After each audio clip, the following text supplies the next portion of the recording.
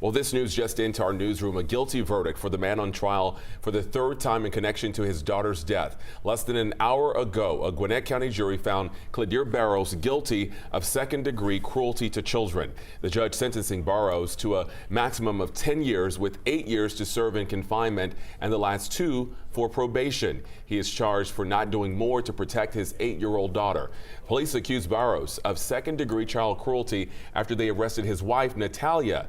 She is accused of beating the child to death with a wooden rolling pin. Now, Barrows' wife, Natalia, is being tried for murder separately. Barrows had been tried twice previously as well, and the juries could not decide to convict him, leading to deadlocks, but again, guilty in this case today.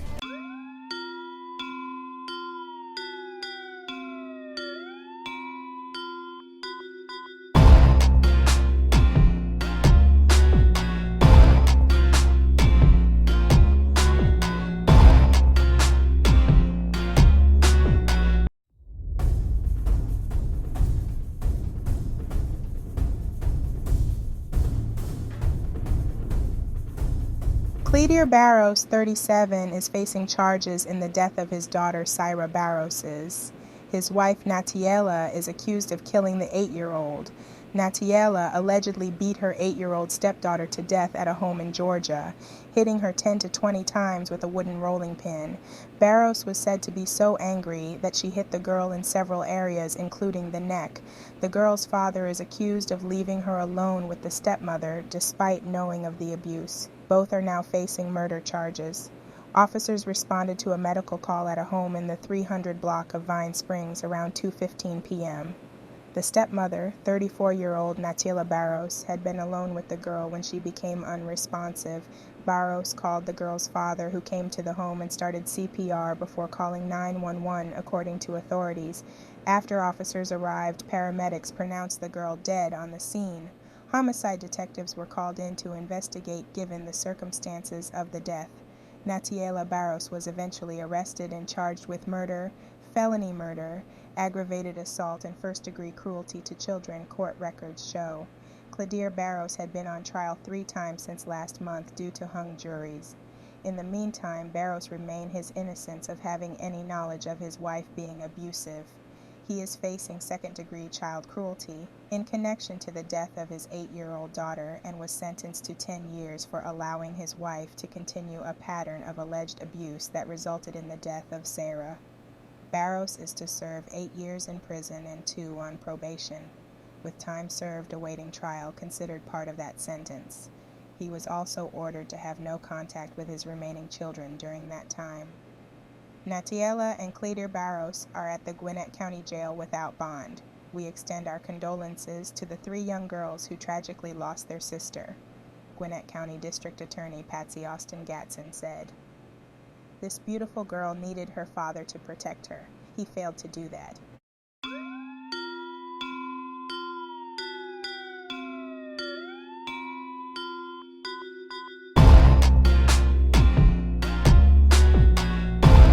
Man charged in his daughter's death for a 3rd time just learned his fate today. A jury found Clydear Barrows guilty of child cruelty. Atlanta News First Adam Murphy is at the Gwinnett County Justice Center with more. Adam, good evening. Good evening, Sean. The judge handed down a hefty sentence against Barrow after the jury deliberated today for nearly 4 hours. This is the jury's verdict in 24B 2634-5, cruelty to children in the second degree. We, the jury, find the defendant guilty of cruelty to children in the second degree. Superior Court Judge George Hutchinson read the verdict in the criminal trial of 38-year-old Clydear Barrows on Monday. Earlier in the day, there were tense moments during closing arguments. This little girl was being abused. Her parents were okay with it, including that man. My guy did not know. That is a reasonable theory. A single witness, the state just told you, a single witness can prove a fact. My guy told you. He did not know. According to investigators, on January 30th, stepmother Natalia Barrows was angry with Clydear's 8-year-old daughter Syra while homeschooling her and allegedly hit her in the back of the neck with a wooden rolling pin while he was at work. Prosecutors said it took Clydear an hour and a half from the moment he learned of the incident to call 911 for help. He makes 16 more phone calls. To Natiela, to a priest in Africa, to a YouTube pastor. Random calls that he's calling, and he's not calling 911. Prosecutors made the case that Cledir knew about prior abuse in the home, even though he denied it on the stand. Now Barrows faces serious prison time. I impose a sentence as follows: 10 years, the first 8 years to be served in confinement, the balance of the sentence to be served on probation. And before Barrows was removed from the courtroom, the judge asked him if he had anything to say. He simply said no. We're live here inside the Gwinnett County Justice Center. Adam Murphy, Atlanta News First. Sending my condolences and prayers to all that are affected in the devastating loss of Sarah Barrows. She was once a beloved daughter, granddaughter, niece, sister, and cousin. May her soul continue to rest peacefully.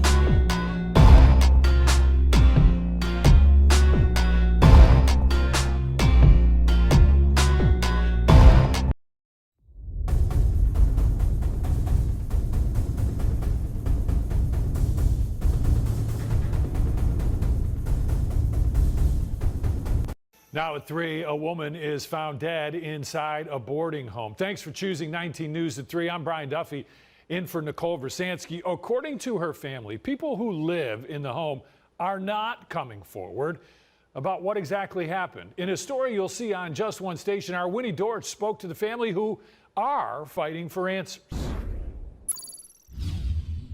She was face down. One hand was in the fist and one hand was like this. While she was face down, her face was smashed in. But nobody has answers. What happened to Shaniqua Nickerson? That's the question the 31-year-old's family desperately wants to find the answer to. She was working, focusing on, her children, paying her rent, being kind to others. The mother of 3 was found dead inside her bedroom on August 31st. To me, it looked like she was fighting for her life. For the last year, Nickerson was living at this boarding home on Algonac Road in the city's Euclid Green neighborhood. Her mother, Nakia, says she called the maintenance man after not hearing from Shaniqua for a few days. Yeah, I hear her phone, but I haven't seen her. So on the 31st, August 31st, I said, you're going to have to get in there so I can see if my daughter's in there. You heard her phone, but you never checked on her. While Nakia was on her way to the home, she got a call she hoped she would never get. The maintenance man made a gruesome discovery. I can't point the finger at no one, but everyone that lives in this home, like 8 or 9 guys and 1 female, nobody knows nothing, nobody heard anything. There's a camera directly on the room that she was renting. But the landlord saying it's hours of footage, she can't seem to find anybody, anything. You would say this is quite a suspicious death? Very suspicious, beyond suspicious. All of the red flags are up on this case. Antoine Tolbert is a member of New Era Cleveland, a community organization fighting for justice for victims and their families. He says some things aren't adding up. Her unit, there is no way that you can get in or out this house from her entrance without being seen on camera. So that means that someone had to take a separate entrance. Someone that knows the layout of the house has to take a separate entrance to stay off camera, as well as allegedly there's a piece of drywall that can be moved to get access to her room. Nickerson has already been laid to rest, but her mom won't rest until she knows exactly what went down in her daughter's bedroom. I don't know what's going on, but I need to find out. In Cleveland's Euclid Green neighborhood, I'm Winnie Dortch, 19 News. And Winnie reached out to police for more information on this case. At this hour, we are still waiting to hear back. Cleveland police are still investigating the death of Shaniqua, a 31-year-old woman who was found deceased inside a boarding home on Algonac Road in the city's Euclid Green neighborhood. Case has gone cold and still under investigation. Nickerson has already been laid to rest. Her mom says she will not rest until she knows what happened inside her daughter's bedroom. Case is still under investigation.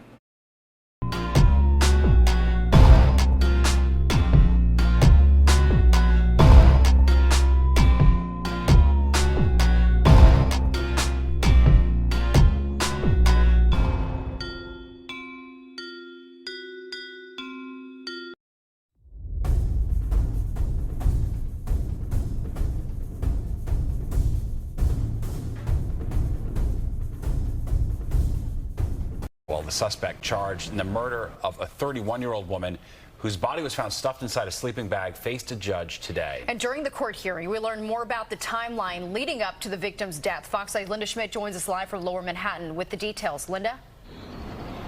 Yeah, and this is one of those disturbing stories that really just boggles the mind. How could one human being do something so gruesome? Well, now this man has been charged, the suspect, and he has a lengthy criminal history.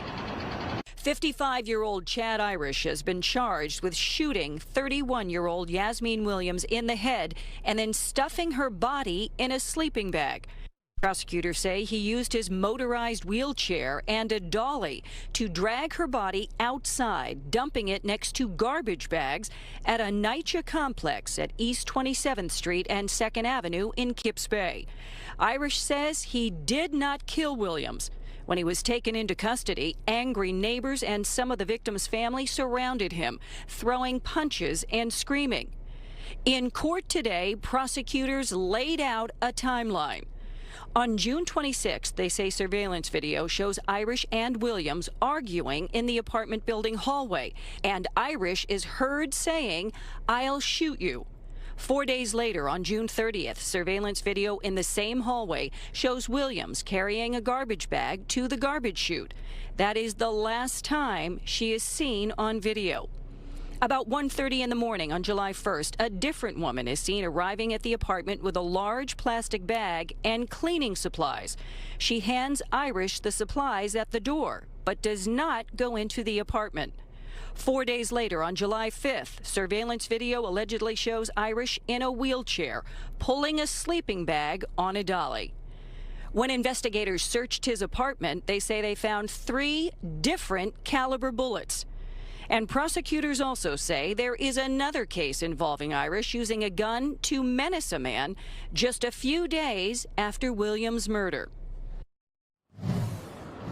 And also today, prosecutors revealing his lengthy rap sheet. First of all, he's got 6 prior felony convictions. 5 of those are violent felonies. He also has 11 misdemeanor convictions. He remains in custody. Back inside to you. Yasmin Williams was a smart and vibrant young lady full of life, her mother said.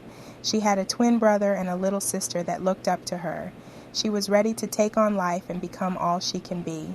On July 5th, 2024, her life tragically got cut short. Her remains would be found the next day, just before 5 p.m. on 27th Street between 2nd and 3rd Avenue. Police were initially called about a suspicious package on the curb. They found a sleeping bag partially covered by a trash bag. The 31-year-old's body of Yasmin Williams was discovered inside. According to the medical examiner's office, Williams died from a gunshot wound to the head.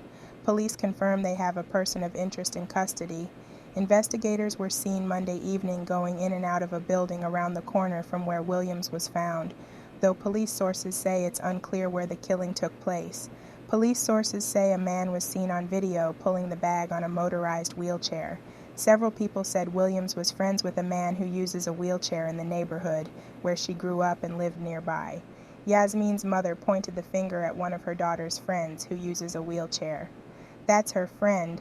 The man in the wheelchair is her friend," she cried. "He's got to be. He knows her from the neighborhood. Oh my God." She was looking so forward to living her life, her mother, Nicole Williams, said.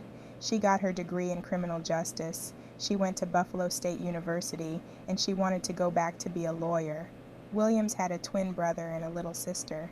"She used to always take good care of me, and she used to always be proud of me. She was the best sister I could have, and I love her so much. I just wish she could have stayed a little longer because I just wanted to grow up with her," her little sister said. "You could always catch her on the city bike. She had a beautiful voice," one person who knew Williams said. "No one would have a reason to hurt her like that." "Everyone she knew, she meant something to them," said another. "She just really loved life. I don't know who would do this to her. She didn't deserve what happened to her."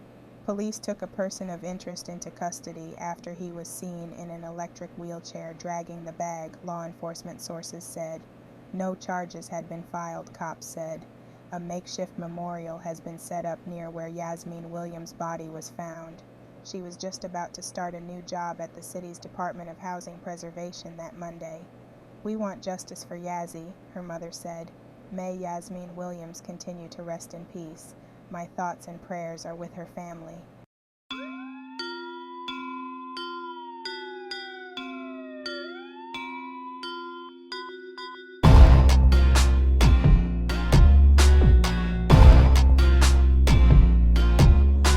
And I talked to my people, and I said, no,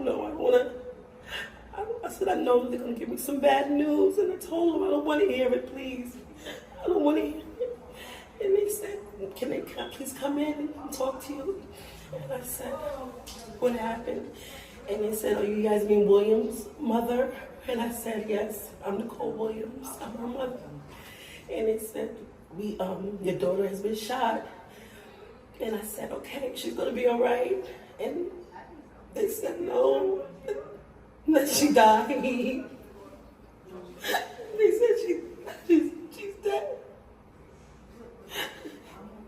And I was just fainting, and the officer had to pick me up off the floor. We begin with something happening tonight, a vigil for the young woman whose body was found inside a sleeping bag in Kips Bay earlier this month. While the man accused of killing her sits in jail, family members want to shine a light on their loved one. CBS 2's Alicia Reed is live for us tonight in Kips Bay with more. Alicia. Jessica, that vigil is set to begin at 7:30 tonight. Loved ones urging the community to wear white, gold, or sparkles as they honor Yasmin Williams's spirit. Now, her body was found on 27th Street last week, Friday, that's July 5th, wrapped in a sleeping bag and placed inside a trash bag. Police were alerted when neighbors called complaining of a foul smell. When officers checked the bag, they found her body, and neighbors immediately suspected Chad Irish, the man she lived with. On June 26, 4 days before Yasmin Williams went missing, prosecutors say surveillance video shows Irish threatening to shoot her. June 30th was the last time Williams was seen alive. She was throwing out trash in the garbage chute right outside their apartment. And days later, in the early morning hours of July 5th, a person in a motorized wheelchair was caught on surveillance video dragging a blue sleeping bag on a plastic dolly before returning to the apartment the two shared. It's just so sad. The whole block is all shook up. Every time I pass, I say a prayer. Every time.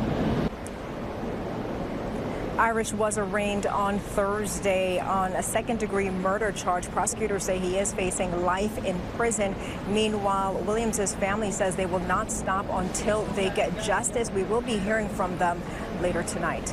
Live in Kips Bay, Alicia Reed, CBS 2 News. Alicia, thank you.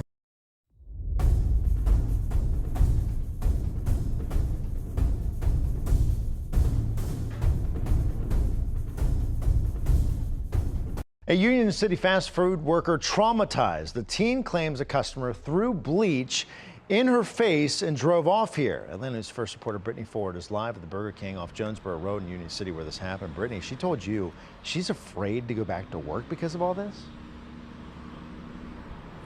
Well, yeah, and she says this was completely unprovoked, which is just another scary piece of this story tonight, that she is sending a message to other fast food workers in the area as a search for this driver continues. A customer pulling up to pay at this Burger King drive-thru off Jonesboro Road Tuesday night. Well, at first I thought it was water because it was really cold, but then I took a breath and my eyes and my nose immediately started burning. Turned into a nightmare for 17-year-old employee Andrea Alexander. And when I looked back up, he threw a cup of bleach in my face, and then I closed my eyes and heard him driving off. Did he get his food?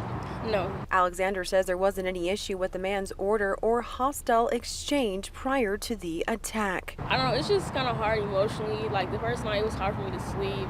I haven't really gotten any sleep just because like every time I close my eyes, it's just like I see somebody throwing bleach in my face. You know, I've been trying. Her mother, Latoya Alexander, says she's concerned about the way the restaurant handled the situation. They didn't call police. They didn't do any first aid, you know, any like whatever their procedure is when some type of emergency like that happens. None of that was followed. Alexander doesn't have any serious injuries from what happened, but says she has no plans of returning to work and is warning other fast food workers to stay vigilant. And I hope that if this has happened to anybody else, that they reach out, and if they have any information, reach out so, you know, I can get justice. Alexander says the man was driving a red pickup but couldn't recall much else other than that. Union police are investigating and working to obtain surveillance video. I did reach out to Burger King Corporation and did not hear immediately back. Reporting live in Union City, Brittany Ford, Atlanta News First. A Union City fast food worker says she was assaulted on the job. Andrea Alexander, 17-year-old, has been left traumatized after she said a man threw bleach in her face in a Burger King drive-thru in Georgia. Andrea Alexander was working a night shift on Tuesday when she fell victim to the unprovoked attack off Jonesboro Road in Union City Burger King. In the 6 months Andrea Alexander has been working at the Union City Burger King, she told Channel 2's Candace McCowan that she's encountered a few unhappy customers. They usually want to speak to a manager, or they just tell us that we need to do better, and they just drive off. But this customer didn't even seem mad, said Andrea. On Tuesday, she was working the drive-thru, collecting money and delivering food, while another employee took customers' orders. He pulled up, I said, "Hey, how are you? Your total is." I told him what his total was, said Alexander. He didn't say anything to me at all when I spoke to him. He didn't say anything back, but I didn't think it was anything weird because customers, they don't speak back when it's that late at night because they're tired. But it was just seconds later, she was covered in liquid. Alexander said the man was driving a red pickup truck but couldn't recall much else. At first I thought it was water, she said. Because it was really cold, my eyes and my nose immediately started burning. But when I looked back up, he threw a cup of bleach in my face. Then I closed my eyes and heard him driving off, she said. Employee claims customer threw bleach on her for no reason, and he left without getting his food. Alexander said there wasn't an issue with the man's order or a hostile exchange prior to the attack. I don't know, it's just really hard emotionally. The first night it was hard for me to sleep. I haven't really got any sleep just because every time I close my eyes I see somebody throwing bleach in my face, Alexander said. Her mother, Latoya Alexander, said she is concerned about the way the restaurant handled the situation. They didn't call the police, they didn't do any first aid or whatever their procedure is when some type of emergency like this happens. Andrea said she has no plans of returning to work, but is warning other fast food workers to stay vigilant. Victim is asking anyone that has information to please reach out so she can get the justice she needs and deserves. Union City Police are working with Burger King to get their hands on the surveillance video of the encounter so they can figure out not just who, but why this happened. From what we understand, there was nothing that prompted this customer, said Captain Prentice Brooks. No one is in custody at the time of this video.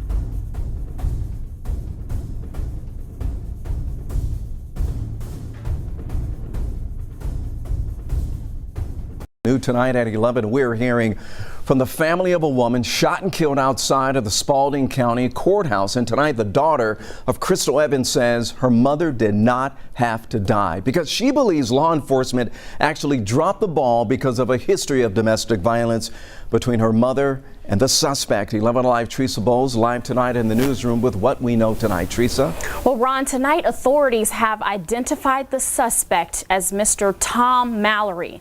Adding to her pain, Precious Evans tells me Mallory is her biological father. I mean, I feel like I don't have nobody. Precious Evans says she lost both of her parents at the same time.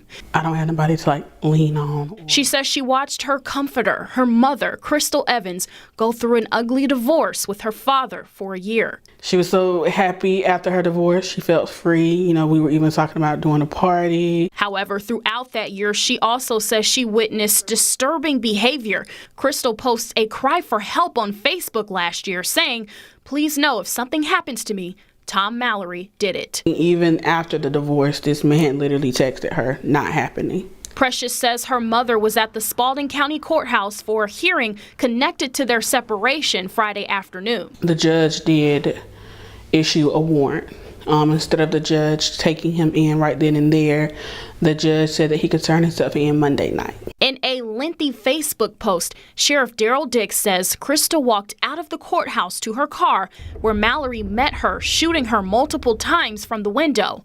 Mallory did not stop for police and eventually shot himself. He's alive, but Evans is not, which Precious believes could have been prevented.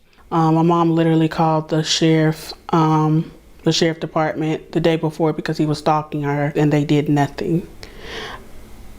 Had they had someone walked out with her, like, her friend asked, she would still be here. Dix denies this. He says surveillance video shows Crystal never asked for an escort. His office also confirms there have been several domestic violence calls to the Mallory household.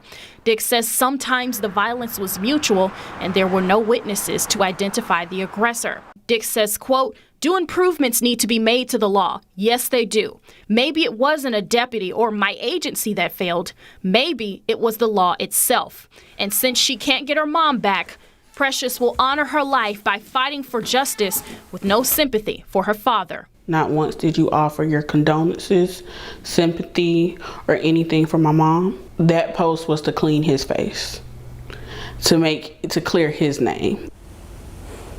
Precious says she's going back to the courthouse to rally for justice Wednesday and plans to hold a vigil for her mother on Thursday. Yeah, such a heartbreaking story there, Teresa. Thank you. 44-year-old Crystal Evans, formerly Crystal Mallory, was tragically shot and killed outside the Spalding County Courthouse. Her ex-husband, Tom Mallory, is the suspect. The incident occurred shortly after their divorce was finalized. Crystal's daughter, Precious Evans, expressed deep sorrow, feeling she has lost both parents. She described her mother as a kind woman who had endured a difficult divorce and was looking forward to a fresh start. Precious mentioned that Crystal had been open about Mallory's disturbing behavior and feared for her life. She said he couldn't and wouldn't let go.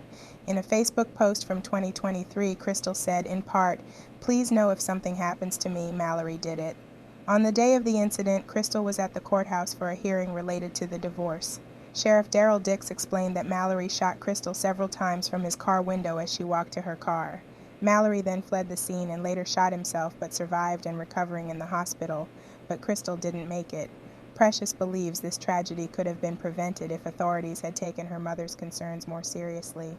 "My mom literally called the sheriff's department the day before because he was stalking her," Precious said. "And they did nothing. Had they had someone to walk out with her like her friend asked, she would have still been here. It's a heartbreaking situation, and Precious is calling for justice for her mother."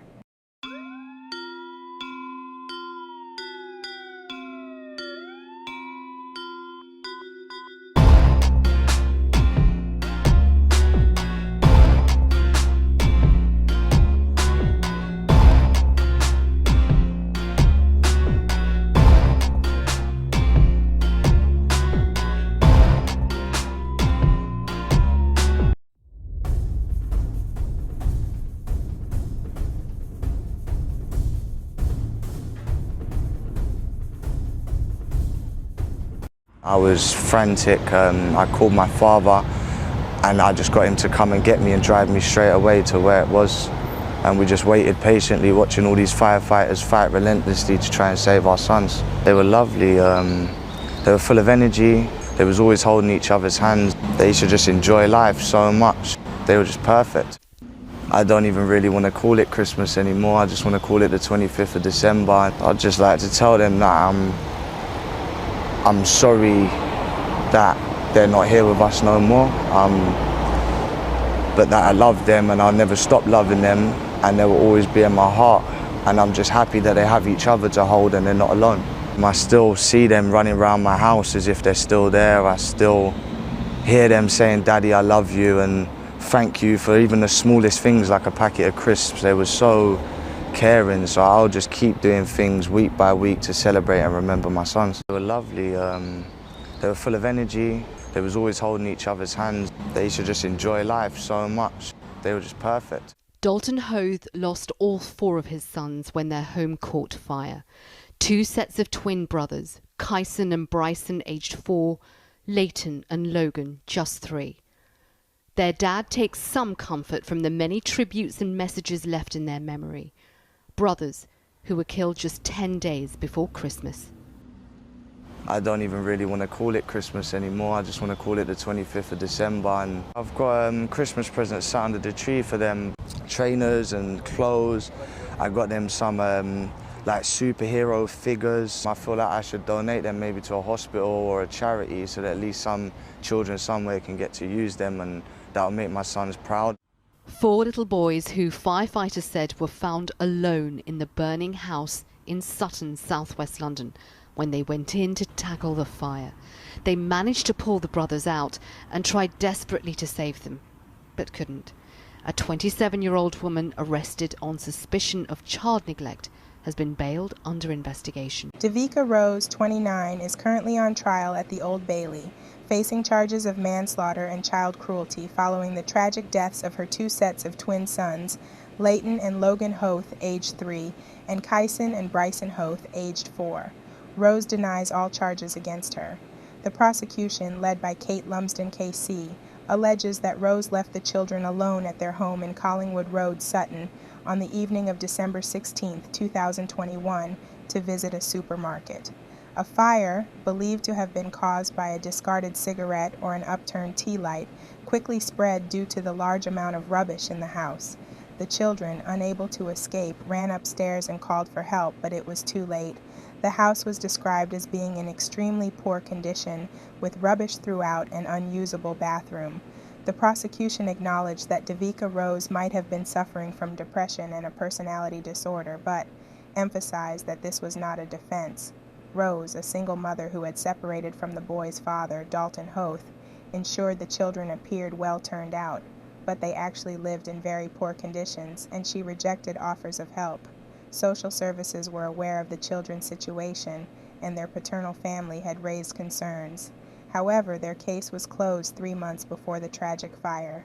It's a deeply troubling case, highlighting the complexities and challenges faced by social services and the importance of timely intervention. The trial of Devika Rose continues with more distressing details emerging. After concerns were raised about inappropriate behavior at school, a social worker visited Rose's home in July 2021 and found it in poor condition, with rubbish and a strong, unpleasant smell. The social worker also noted that Rose appeared not to be taking care of herself. Despite these concerns, Rose did not engage in further planned home visits, and the case was closed in September 2021, even though the children had not attended school for 3 weeks before the fire. On the evening of December 16, 2021, Rose went to Sainsbury's, and during her absence, a fire broke out at the house. A neighbor attempted to rescue the children but was unable to enter due to the intensity of the fire. Firefighters found the 4 boys unconscious under a bed in the upstairs front room, surrounded by rubbish and human excrement. The children were later pronounced dead at the hospital, with the cause of death being inhalation of fire fumes. Rose claimed she had left the children in the care of a friend named Jade, but the prosecution found no evidence of this person's existence. The children's father, Dalton Hoth, paid tribute to his sons, describing them as bright, caring, lovable boys. The trial continues as the court examines the tragic circumstances surrounding their deaths. It's a heartbreaking case. May these angels continue to rest in peace.